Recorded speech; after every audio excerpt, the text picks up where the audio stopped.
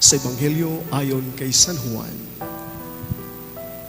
Papuri sa iyo, Panginoon. Pagkatapos ito, alam ni Jesus na naganap na ang lahat ng bagay. At bilang katuparan ng kasulatan ay sinabi niya, "Nauuhaw ako." May isang mangkok doon na puno ng maasim na alak at itinubog nila ito ang isang espongha. Ikinabit sa sanga ng isupo at idiniit sa kanyang bibig. Ang mabuting balita ng Panginoon. Pinupuri ka namin, Panginoong Hesukristo. Magsiupo po ang lahat.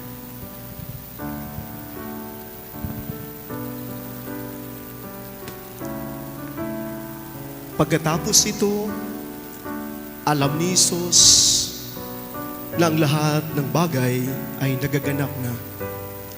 Nauuhaw ako. Pagkatapos, hinuhubad ni Jesus ang kanyang pagiging Diyos. Pagkatapos, hinubaran siya ng kanyang damit. Ayon sa Ebanghelyo ni San Mateo, hinuhubaran. Pagkatapos, tuyong-tuyo na ang kanyang mga labi. Siya ngayon ang sumigaw, "Nauuhaw ako." Isang makataga na nauuhaw ako, tayo ang hingi niya ng tubig. Pagkatapos, binubuhos niya ang kanyang sarili, siya naman ngayon ang humingi ng tubig sa atin. At ang katanungan dyan, kung nanghingi man siya ng tubig sa atin, anong klaseng tubig na ibibigay natin sa Kanya? May alay natin sa Kanya. Mga kapatid, in Philippians chapter 2, verse 5, sinasabi doon, He emptied Himself. He emptied Himself. Hinuhubad niya ang kanyang pagiging isang Diyos. Siya isang hari sa mga hari. Again, hindi bali na kung hubarin niya ang kanyang pagiging isang Diyos niya. May alay lang ang kanyang buhay. And to the extent na sinasabi ng kasunod na linya dito sa sa letter of Philippians chapter 2, He emptied Himself and took a form of slaves. So hindi lamang hinuhubad niya, ngunit sa pagiging slave, hindi lamang isang utusan, kundi isang alipin. Imagine, isang Diyos, Diyos sa mga Diyos, hari sa mga hari, hinuhubad ang kanyang pagiging isang Diyos para magiging isang alipin. At alam natin, nung unang kapanahunan, sa kapanahunan ni Jesus, sa kapanahunan ni Moses, pag ikaw ay isang alipin, tinuturing ka na isang hayop. Hindi ka isang tao. Pag isang hayop, property ka lamang, sa akin ka lamang. Ngunit, minabuti niya ito dahil rason yun yung pagmamahal niya sa atin at kaya niyang hubarin yun. Naalala ko lamang nung nandun pa ako sa parokya at mag-graduation din, kagaya ng ating mga estudyante ngayon, lalong-lalo na sa kolehiyo na mag-graduar, may isang lula na pumasok sa kumbinto isang araw. At kumakatok doon sa opisina ko, sabi niya, "Father, nandito po ako, Father, dahil magtanong lang ako po, dahil wala yung secretary mo, Father, magkano po yung pamisa?" Sabi ko sa kanya, "Lula, yung pamisa po dito sa parokya natin, ayon sa taripa ng ating diocese, ay 100 po. Ngunit, sa akin tita o sa akin lula, hindi po natin sinusunod yan. Kung ano lang maabot mo, dagdagan na lang po yan. At sabi naman ng lula, hindi na bali Father, magpapamisa ako, yung 100 na yon. At ngayon, dumudukot siya doon sa probinsya kasi, dumudukot siya ng pambalot, no? Yung sulupin. At doon sa gilid niya. At tamang-tama, 20 pesos lang talaga po ang kanyang pera. At sabi niya sa akin, Father, magpapamisa po ako sa aking apo na wala na yung kanyang mga magulang at magagaduar siya ngayon. Itong si Nini, Father. At kilala mo siya, Father. At kilala ko yung lula dahil bawat punta ko sa kanilang barangay, nan mayroong siyang kubo-kubo lamang doon sa pagtawid ng tulay, nandoon yung kanyang kubo-kubo, kasama niya yung kanyang apo. At ngayon, magagraduar na. Nung nakita ko yung 100 niya na 20 pesos, sabi ko sa kanya, Lula, sa'yo na po yan. Ako nang bahala. Congratulations sa'yo dahil sa pag-alaga mo sa iyong apo. Magagraduar na siya ngayon. At sabi niya sa akin, Father, hindi na bali na. Pinagpaguran ko po yan. Iniipunan ko po yan. Dahil lamang pasalamat ko sa Diyos na magagraduar na ang aking apong si Nini, Father. Sabi ko sa kanya, Lola, okay na po yan, okay na po. Babanggitin ko na yan sa misa, special na pasalamat. Ngunit hindi siya pumayag. Sabi niya, Father, ito na po talaga. Sige na po. Sabi ko, sige Lola, tatanggapin yan.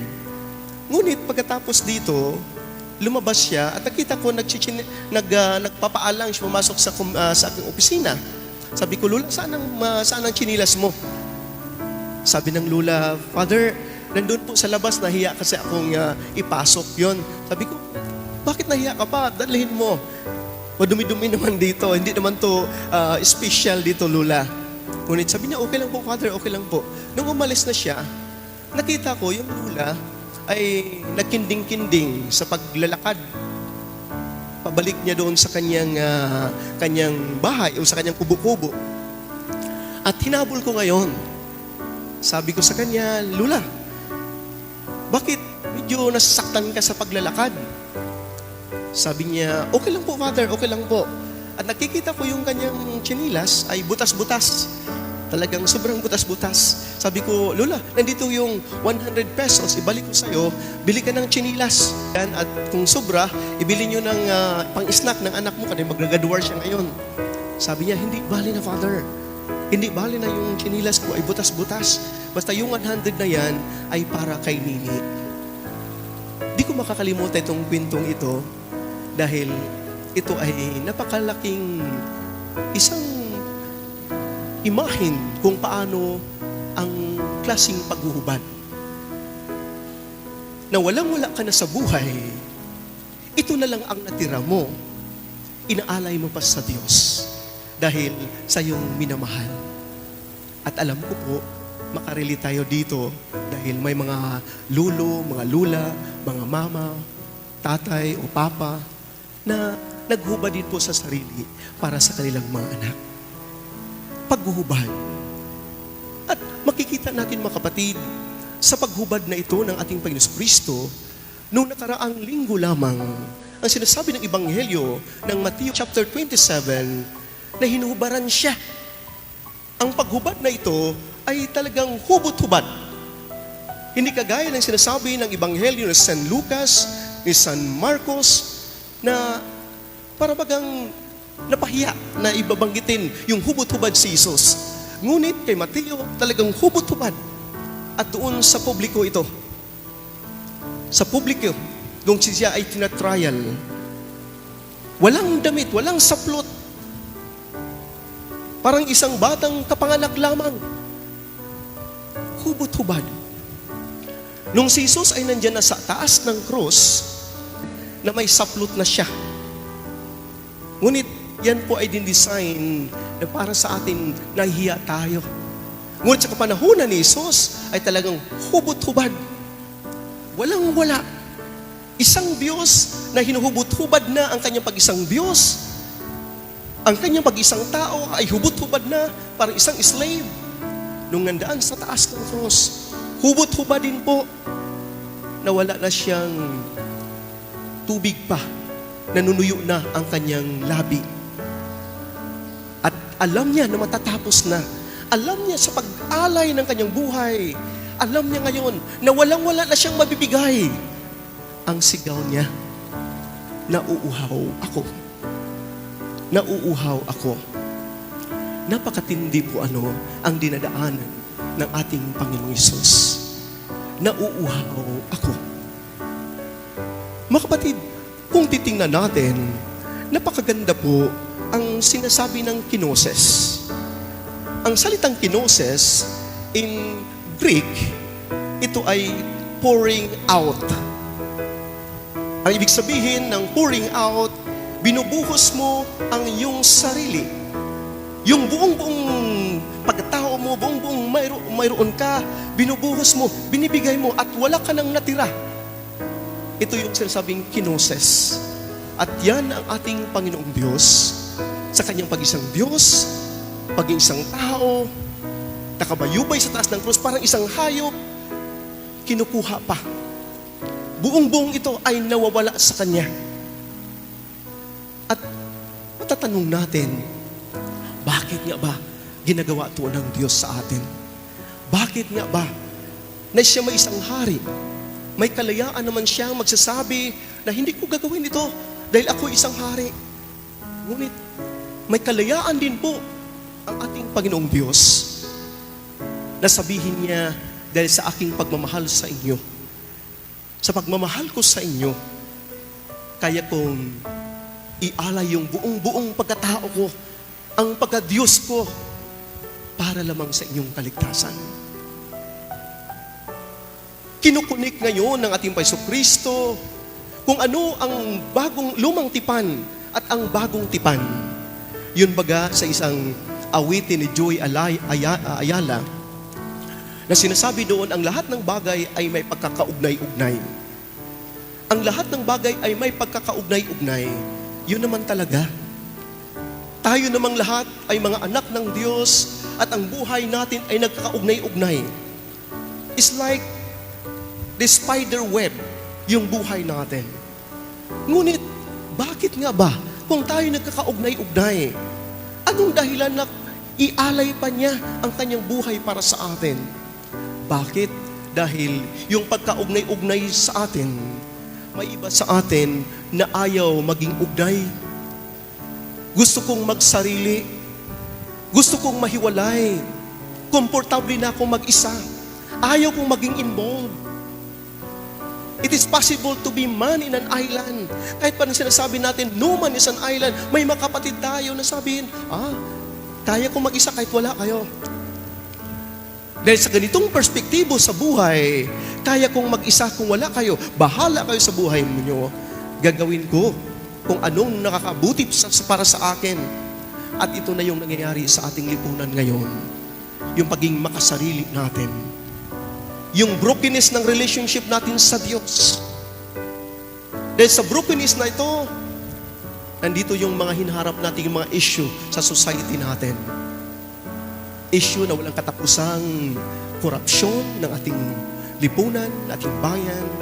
Issue na nangyari sa Middle East ngayon, yung gerang ito. Dahil self-centeredness, paging makasarili, paging sakim ng tao, inuugnay tayo ng Diyos. Ngunit ang tao lang din po ang humiwalay sa Diyos. Ngunit para sa Diyos, para itong paging brokenness na ito, pagkahiwalay na ito, para masasauli niya ito, kailangan niyang mag-alay ng kanyang buhay para sa nasirang relasyon. Napakaganda po sa isang Diyos, para masasauli yung isang relasyon, kailangan may mag-alay ng buhay. Para magkakaugnay-ugnay uli, kailangan may mag-alay ng kanyang buhay. At yan ang ginagawa ng ating Panginoong Diyos. Isang hari, hinuhubad ang pagiging hari, hinuhubad ang pagiging isang tao niya, Hinuhubad pati anong mayroong natira siya para namang sa atin. Kung ito pa ay connectedness pala, ito pala ay paghambing-hambing, makikita natin, nung ang mga Israelita naglalakbay sa lumang tipan, sa Exodus story, nung sila ay nauuhaw, nandoon yung katigasan ng tao. Anong sinasabi nila? Moses, bakit dinadala mo pa kami dito? Nauuhaw kami dito. Saan na ang tubig? Ngunit ang Diyos, dahil mapagmahal ang Diyos, nakipag-usap siya kay Moses. Moses, strike mo yung batong iyan. Strike mo yung batong iyan at lalabas yung tubig. Imagine tubig. Ikaw ngayon ay isang tagapaglikha ng sanlibutan. Nandyan pa rin ang patuloy mong pagbubuhos ng iyong biyaya. Strike mo yung tubig at lalabas ito, Moses. At yun nga, in-strike sa tungkod ni Moses ang bato at lumabas ang tubig. At yung katigasan ng ulo, ang pagkukomplain na wala kaming tubig, na uhaw na kami dito, Moses. Minabuti ng Diyos. Hindi nagkukulang ang Diyos. Nandiyon ang Diyos to the rescue. Sige, nandito na yung tubig na hiningi ninyo. Nasatisfied ngayon sila sa kanilang pagkauhaw. At makikita natin yung connection dito. That the stone that the builders rejected has become the cornerstone. Itong stone, itong bato na ni-strike ni Moses at lumabas ang tubig para doon sa mga nauhaw. Yan ay sa lumang tipan. At sa bagong tipan naman, ang sinasabi dito na stone that the builders rejected, walang iba kundi ang ating Panginoon Kristo. Hindi bali na sa Kanya. Kung maubusan siya ng dugo, hindi bali na sa Kanya maubusan siya ng tubig. Ang importante, para yung pagkauhaw natin, ay masasatisfied tayo. Yung katigasan natin, na tayo nagko-complain palagi sa Diyos, mapupunuan ito. Ang importante sa isang Diyos sa totoong nagmamahal, na buong-buo niyang iaalay ang kanyang sarili para sa atin, para lamang tayo masatisfied sa ating paging uhaw. That's why sa isang awitin, napakaganda po itong awiting ito, dahil pinapatunayan ng ating Panginoong Diyos dito, na kahit saan ka man magpunta, ano man ang gagawin mo, kahit talikuran mo man ako, ipapadaloy at papadaloy ko ang aking pagmamahal sa iyo.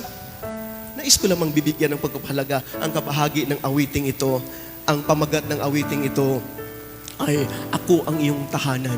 Na sinasabi dito, sa bawat kong hininga, hakbang ng aking paa, saan man mapadpad, puon na riyan katwina. Sa bawat kong salita, laman ng puso't diwa, isip ko'y kalooban, batid mo Diyos kailanman. Tumakbo't lumayo man, ikaw ay talikdan, kamay ko yung tanan, walang ibang tahanan. Ikaw poon aking sandigan, tanging makakapitan, sa'yo'y tumatahan. Ang puso ko'y hapot, sugatan. Imagine, kahit pa man saan-saan tayo magpunta, saan man tayo humakbang, maghanap at maghanap ang isang Diyos nagmamahal sa atin para lamang makabalik tayo sa Kanya. Para lamang yung nasisirang relasyon na kagawa ng ating makasalanan ay mapapatawad tayo at bumalik tayo sa Kanya. Napakasarap namnamin ang pagmamahal ng ating Panginoong Diyos. Ang sabi ni Pope Benedict Emeritus, sabi niya, Our faith is a human response to the God who loves us first. Ang ating pagmamahal ay isang tugon lamang sa isang Diyos na naghubad sa kanyang pagiging isang Diyos. Hinuhubaran ang kanyang pagiging isang tao. Kahit yung natira sa kanya, binibigay pa sa atin. Dahil sa pagmamahal niya, ang sabi ni Pope Benedict, ano yung tugon natin? Ano yung tugon natin? Kung nakikita natin ating Kristo diyan sa taas ng cross, na nung siya'y nauuhaw, anong binibigay sa kanya? May isang mangkok doon na puno ng maasim na alak. Itinubog ito ang isang espongha. Alam niyo ba yung espongha nung unang panahon ng Jesus? Itong espongha, ito yung ginagamit sa paglilinis ng mga kubita. Imagine, at itong esponghang ito ay tinutubol dito sa alak, sa vinegar. At yun ipapainom ni Jesus, ito na ang kinakailangan mo. Ito na ang hiningi mo. Nauhaw ka, ito na. Imagine isang panglinis sa kubita, at yun pa ang binibigay. Imagine, anong klaseng tao, anong klaseng pagtrato mo kay Jesus na parang isang hayop, hindi tao. Hubad na, yun pa ang ginagawa mo. Nauhaw, walang-wala na siya, tuyong-tuyo ng kanyang mga labi, yun pa ang binibigay mo sa kanya. Titingnan natin mga kapatid, sa atin kaya, nung umpisa, nagtatanong ako, ano kayang klaseng inumin na bibigay natin kay Jesus? Ano kaya? Kung pagmamahal man ang sinasabi ni Pope Benedict, para matugunan natin ang pagmamahal ng Diyos sa atin, anong klaseng ibibigay natin sa Kanya? Sa kapanahunan natin ngayon, mga kapatid, ang daming nauuhaw. Nauuhaw sa pagmamahal, nauuhaw ng pagkalinga, nauuhaw dahil wala nang nagigagabay sa kanila, nauuhaw physically, nauuhaw spiritually. Ngunit sa pagkaugnay-ugnay natin, ginagamit tayo ng Diyos, bawat isa sa atin, na maging tulay, maging instrumento, para tayo naman ang magbigay ng tubig doon sa mga kapatid nating nauuhaw. Hindi man literally nagsabi silang uhaw na uhaw, ngunit sa sitwasyon ng ating mga kapatid na ito, alam natin na uhaw sila. At sa panahong ito, ng mga mahal na araw, dito ngayon sa Good Friday, pinapalalahanan tayo at lumapit sa atin ang Diyos. Kung inaalay ko na yung buong buhay ko sa iyo, ano naman ang tugon mo sa aking pagmamahal? Mga kapatid, again, sa ating lahat, gawin natin ating masarili natin na tahanan ng Diyos. Hindi lamang ang Diyos sa ating tahanan, kundi sa pagsigaw niya, nauuhaw ako, nais ng Diyos na tayo din po ay maging tahanan niya sa ating araw-araw na buhay. Pagpalain nawa tayo ng Diyos. Amen.